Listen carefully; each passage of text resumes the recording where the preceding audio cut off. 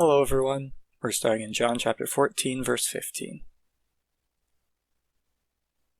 If you love me, you will obey what I command, and I will ask the Father, and he will give you another counselor to be with you forever, Spirit of truth.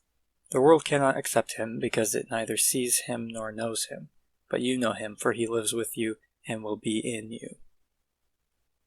Jesus tells us what we need to do, then immediately gives us the how. We show love to Jesus by obeying his commands and teachings. That is not an easy thing to do, but he says that the Holy Spirit will help us. Like the rest of the Holy Trinity, the Holy Spirit has been around forever, but this is when Jesus proclaims its purpose.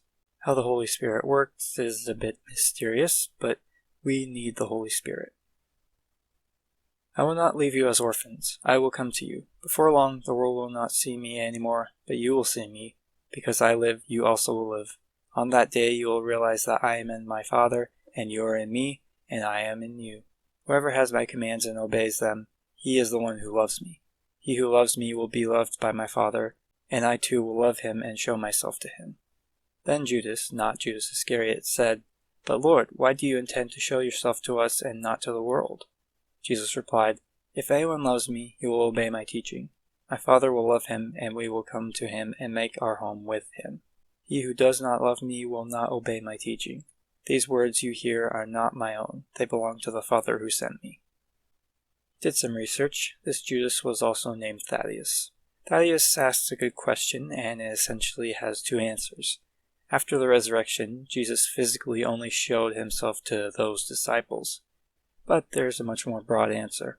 Don't forget that anyone that follows Jesus is his disciple. So if we obey his teachings, then he is with us.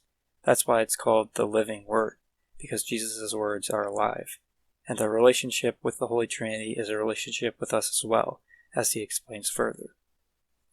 All this I have spoken while still with you, but the Counselor, the Holy Spirit, whom the Father will send in my name, will teach you all things and will remind you of everything I have said to you.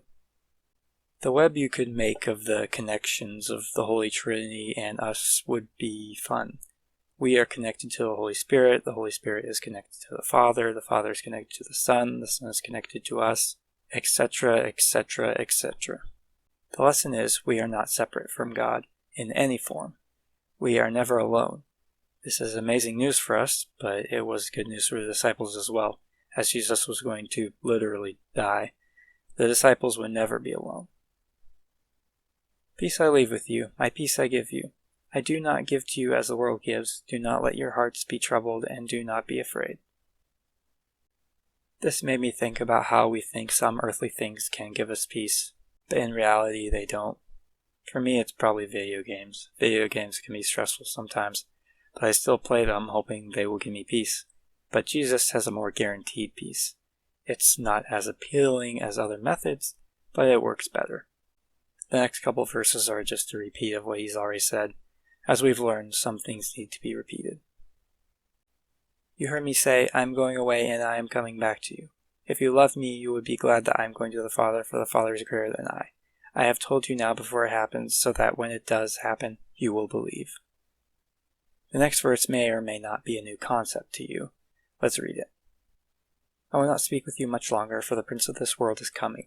He has no hold on me, but the world must learn that I love the Father and that I do exactly what my Father has commanded me. Come now, let us leave. Ever since the fall of man, Satan is Lord of this world. Even Black Sabbath knows this. You made me master of the world where you exist. Which is scary, but it makes sense. The world is not great. Reminds me of another lyric from my NXS. It's hard to believe we need a place called hell.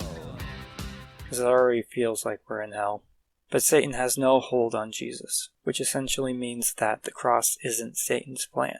Satan thinks it is, and he thinks he's about to win. But God is truly in control, which is very comforting for us. Because all of the bad things that happen to us are not Satan foiling God's plans. God is in control. It's a little hard to grasp because bad times suck. They're unfair. But we've got to put our faith in God. Jesus then takes his disciples to the Garden of Gethsemane. But the lessons are not over. Thanks for listening, guys.